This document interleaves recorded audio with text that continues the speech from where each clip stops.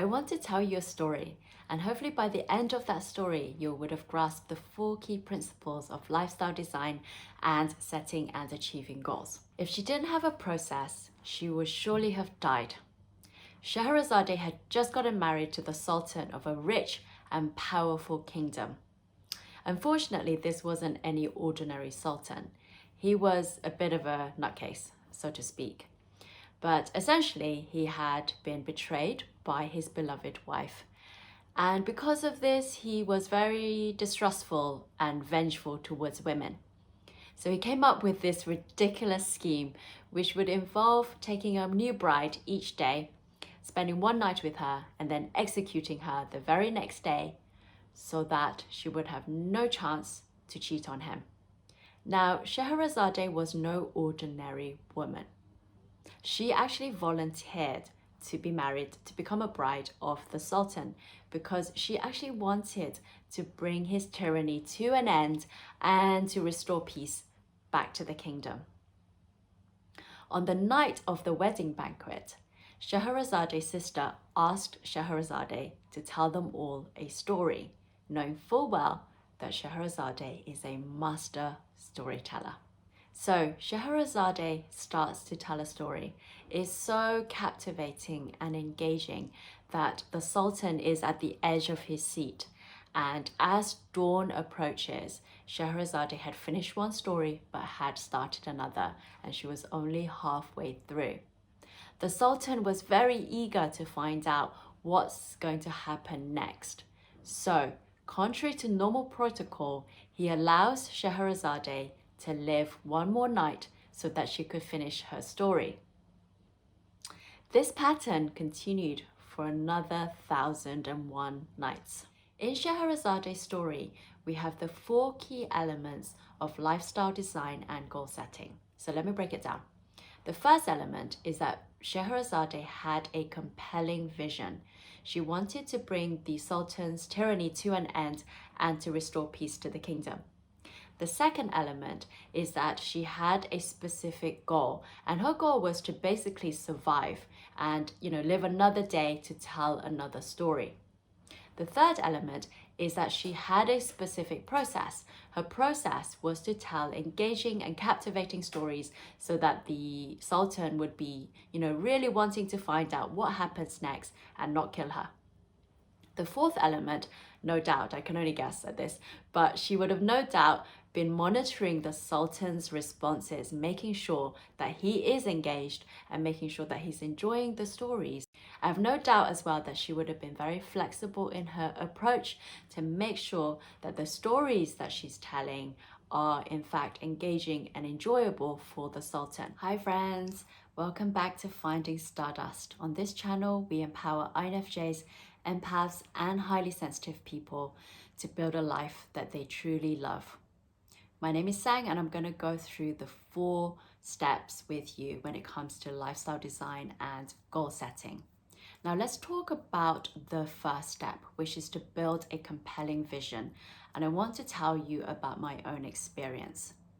I remember a time when I did not have a compelling vision for my life.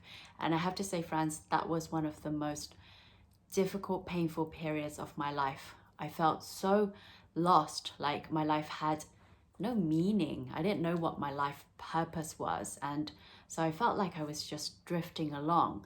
And how this manifested was, in many ways, but one of the, I guess, more destructive ways was that I would try to numb myself by binging on Netflix, and in particular Korean dramas. And I remember wasting a good few weeks of my life just watching Korean dramas for like 10 hours a day and feeling like really down in the dumps and feeling very frustrated at myself. I was feeling frustrated at myself and at the world, but in particular at myself, because I thought, I'm a capable person. I should be able to figure this out for myself. I should be able to figure out what it is that I want for my life, what my vision is, what my life purpose is. But I couldn't. And the reality is, for many of us who are INFJs, empaths, highly sensitive people, is whilst we're very good at helping other people figure out their emotions and what's going on in their life and helping to sort out all their problems, that ability is not necessarily inward facing. So we can struggle to really figure out what it is that we want. And that was definitely the case for me.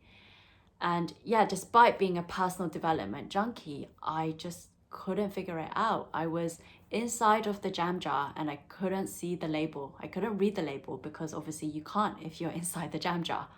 So I figured at that point that I really needed some external help, which was when I hired a life coach to work with me to figure out my, like life vision and life purpose.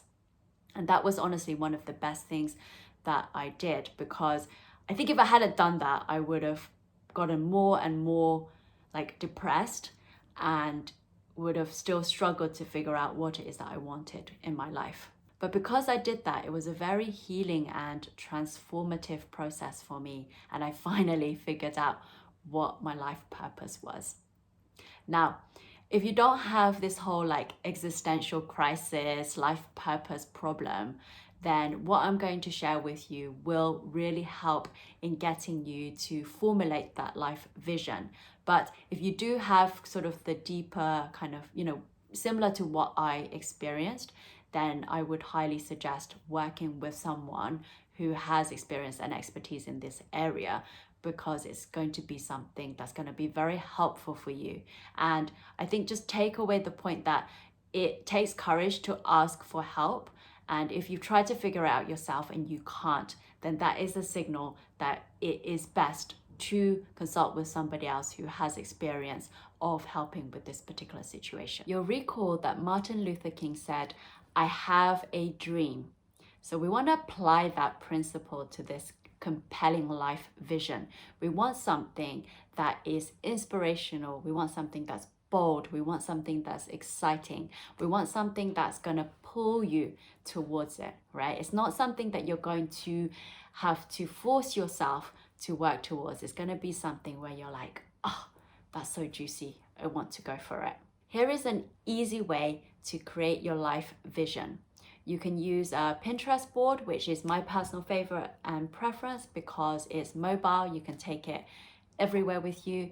But if you want to use a Word document or a physical vision board, then that's also an option as well. Now, if we were to go into the Pinterest board and use that as your vision board, what I would do is create a new board, set it on private because you don't want anyone else, Nana, to know about your business. What you could do is label this life vision or vision board for the next 5 years, whatever's going to float your boat in that department.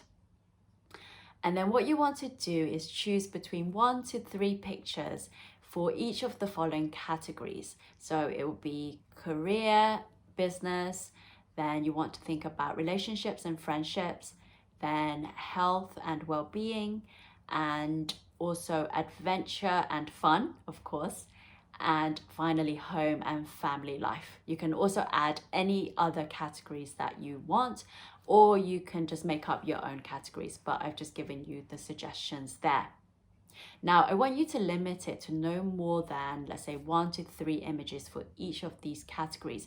You don't want to be bombarding your vision board with like 10 different images for each of these categories, because it's just going to be too much for you to take in, too much for the brain to process. Now, what I find a lot of people do with vision boards, because they're like sort of trendy, is that they create them and then they never really look at them again, which is such a big amateur move. If you do that, if you set it and forget it, then most likely nothing will happen. You need to make the vision board a part of your everyday life. And I'm going to cover that in more detail in part 4 of this video. So make sure you stay until then. If you're enjoying this video, why not give it a thumbs up? Because that will really help me with the whole YouTube algorithm thing. And if you haven't got a compelling life vision, then let me know in the comments below. But if you do, then also write yes in the comments below. So just let me know either way. Is it a yes or a no when it comes to having a compelling life vision? Now let's talk about goals. One day, Alice was walking along on the road when she comes across a Cheshire cat. Now, if you don't know what a Cheshire cat is, it's one of those cats that are grinning. They're grinning like this, but in a really creepy way. I hope that wasn't too creepy, but Cheshire cats are creepy creatures. So she sees one in the tree, and Alice has come to a fork in the road. And she asks the Cheshire cat, "Which road should I take?" The cat looked at Alice and asked her, "Well, where do you want to go?" Alice responded, "I don't know." The cat replied, "Well, then it doesn't matter." And the cat was absolutely right, because if you don't know where you want to go, then it doesn't matter which road you take, does it? And this is how many people go through life. They go through life with no vision and no goals, no sense of direction. So they just drift and drift and drift and wonder why they live a very mediocre, unfulfilling life. One of my clients, let's call her Sarah, through our work together, had decided that she wanted to buy and move into her dream home. Prior to us working together, it was something that was at the back of her mind, but because we were working on the vision for her life, it came to the forefront of her mind. And so she put it on her vision board. She chose this, beautiful picture for her vision board, and she could really see herself and her family being very happy living in this beautiful home. Because it was on her vision board and she saw it every day, Sarah became really drawn to it, and she decided that it was something that she would escalate or accelerate rather than wait 2, 3, 4, 5 years. It was something that she was going to turn into a goal and try to achieve it within the period of a year. As Sarah became very conscious of what she wanted and put the energy into that particular direction, she ended up achieving her goal in a very short period of time, a lot less than that 1 year period. At this point, I'm not going to tell you that your goals have to be SMART goals. If you don't know what SMART stands for, it's specific, measurable, attainable, achievable, realistic, relevant, and time-bound. Now, your goals do not have to fulfill this criteria. And actually, I would say that many of the most worthwhile goals do not fulfill this criteria at all. For example, you can decide that one of your goals is to achieve a particular state of being or to experience a particular state of being. So for example, to feel more peaceful or to feel more joyful. Now, how do you really measure that? It is nonetheless a really worthwhile and I would say a very meaningful goal, because it still gives you a sense of direction. It gives you a sense of direction in the sense that, okay, this is where I want to move towards. I want to be more peaceful rather than being frustrated and agitated. I want to experience more joy rather than be, sitting here and feeling depressed and down. So you will know if you are making progress towards that goal, because it's still indicating a particular direction that you can move towards. The other point that I want to highlight, and this may be contentious, but I don't care. So I don't necessarily want you to set goals which are really realistic and really attainable. And the reason for that is we want goals which are inspirational and which are exciting and which are challenging, because I don't want you to go through this process and turn into some productivity grease monkey, right? I want you to go through this process and set goals which actually elevate your consciousness, which allow you to grow, which allow you to become more expansive. And those goals tend to be exciting and challenging and inspiring. So don't go for things which you know for certain that you will be able to achieve, because it actually takes the pleasure and the excitement out of pursuing those goals. The third and final point that I would make in this part of the video is that you don't want to set too many goals. So if you've got, I would say, more than 3 goals, then that may be too much. And the reason for that is it's going to take you a lot of time and energy to achieve goals or to pursue goals which are exciting and challenging. So imagine that you've got, I don't know, 10 different goals that you're pursuing and you're focusing on all of those different 10, then you're going to be spreading yourself way too thin. And what will happen is that you end up not really achieving anything. So the moral of this story is to keep it to no more than 3, unless you're like a super pro goal achiever, in which case knock yourself out and have as many goals as you want. The third part of this process is all about the process. So if we take a look at Scheherazade, we can see that her process was to tell compelling, captivating, engaging stories every single day to help her achieve her goal, which is to live to tell another tale another day, which is aligned with her vision, which is to basically remove tyranny in the land and to restore peace in the kingdom.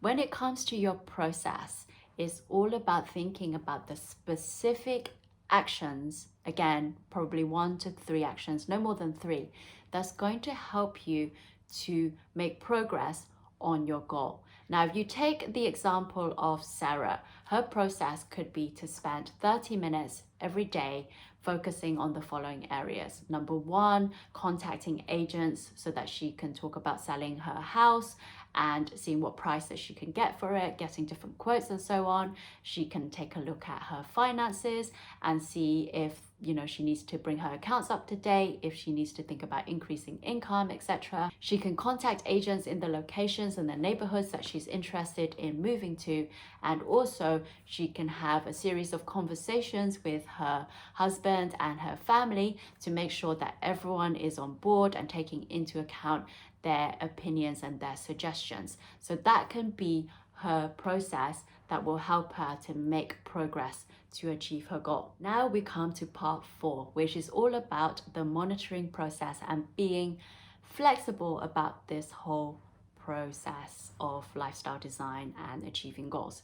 If we take a look at Scheherazade, we can see that probably she would have been monitoring the Sultan to make sure that he is in fact enjoying her story. So if she notices that he is enjoying, more action and more comedy rather than the sad stories, then she will focus more on the action and the comedy, and making sure that she filters that through her process and ensuring that she presents more of those stories to him than the ones that he doesn't enjoy. So in your own life, you want to be monitoring your process on a regular basis and checking in, at least on a weekly basis, to make sure that your actions are helping you to progress towards your goals, towards the attainment or achievement of your goals. Because as we know, the pure definition of insanity is doing the same thing over and over and over again and expecting a different result. Now, if you're doing the same thing over and over again and you're not getting the result that you want, or not getting enough of the result that you want, then you'll know you need to change it up. You need to do different things. You need to maybe do more of certain things if they are working, etc. So you need to be very flexible when it comes to the process. Now, for a while, I bought into a lot of the personal development advice and literature that talked about how once you've set your goal, then you define your process or your action plan, and then you just focus on your action plan and you forget about the goal, so to speak. Now I realize that that is definitely not the best approach. The reason being, your goal is your compass and all of the action is designed to take you in that direction. Now, if you find that you're veering off in a different direction, then of course you need to change that process. You need to change the actions so that it helps you to get back on track. When it comes to tracking your goals, there's a distinction I want you to make, and that's between the internal and the external. That's what I call it anyways. So when it comes to the internal, it's the aspects that are within your control, your locus of control. So it's things such as create 2 YouTube videos a week, or you write 2 articles a week, or you connect with 10 new people a week, whatever it is. Or it could be time specific. So you say, I spend 30 minutes a day on this particular activity that's going to help me to make progress towards my goal. When it comes to the external aspect of things, these are the things that are outside your locus of control, meaning you do not have control over them because there are so many other different factors, such as a pandemic, such as politics, such as Brexit, such as etc., etc. You get the idea. So with regards to these factors, you don't control them, but nonetheless, you want to be monitoring them. So it could be things like, let's say you have a goal to earn $100,000 by the end of the year, then that is something that you can track and you can easily see whether you've achieved that goal or not. Another thing that you could track is in terms of, let's say you've got a YouTube channel, whether your subscriber count is growing and whether you're going to hit a particular target that you have for your channel. Now, these things are important and you should look at them, you should track them, but there is a large degree of luck involved as well. But we do know that the more that we work on the internal factors, the more that we really refine and do our best in the things that are within our locus of control, then we actually exponentially increase our chance of being luckier. The overarching message is that you track both the internal and external factors. If you're at the early stages of working on your goal, then you want to focus more on tracking the internal factors because you might not see the results yet in, the outcomes and the results yet because it just takes time. But you should, after a certain period of time, let's say a month, 2 months, 3 months, whatever, start to see things trending in the right direction when it comes to the external factors. And if you are seeing that things are trending in the right direction, then you know that all of the actions under the internal factors are contributing to you making good progress on your goals. Now, if the internal factors are going well, then maybe if you can ramp up on those, maybe you could increase it from half an hour to an hour a day, or let's say make 3 videos a week instead of 2 videos a week, whatever it may be, but you get the overall idea. Now, finally, let's bring it all together. What you want to do is have a compelling vision for your life. And that compelling vision, once you've created it, is going to help you pull out your top 1 to 3 goals for the next year, let's say, okay? And then once you have that, then you want to formulate an action plan, and your action plan is going to contain 1 to 3 actions that you can take on a daily basis that's going to help you to achieve your goals. Now, the fourth part is that you're going to monitor your actions to make sure that they are enabling you to make progress on your goals. And if the actions are not giving you some progress, some results, then what you have to do is be flexible and change the actions that you're taking, because ultimately what you want to do is make progress and hopefully achieve your goals. Now, I want to give you a formula. On a daily basis, you want to be reviewing your life vision, your compelling life vision, and also your goals, because you want to make sure that they are at the forefront of your mind. They need to be an integral part of your life, and you need to be seeing them, breathing them, living them, even before you've achieved them. So that's what you do on a daily basis. Then you take your daily or frequent action to help you to achieve your goals. You're going to be monitoring your actions on a weekly basis to make sure that things are trending in the right direction, that you are taking the actions and that the actions are trending in the right direction towards the achievement of your goals. You do want to be carrying out a regular review, so on a monthly to quarterly basis, where you're asking yourself, is my process helping me to achieve my goals? Are my goals still aligned with my vision? And is my vision still aligned with who I am? Because bear in mind, as you're going through this process, you're going to be growing and changing and expanding, and therefore your vision may need to change. And as a result, your goals may need to change. And as a result, your actions or process may need to change. So this whole thing can be very fluid and very flexible. And there's absolutely nothing wrong with changing your goals and your vision as required to make sure that they are still aligned with who you are. If you've made it this far, thank you so much for watching till this point. I really appreciate it.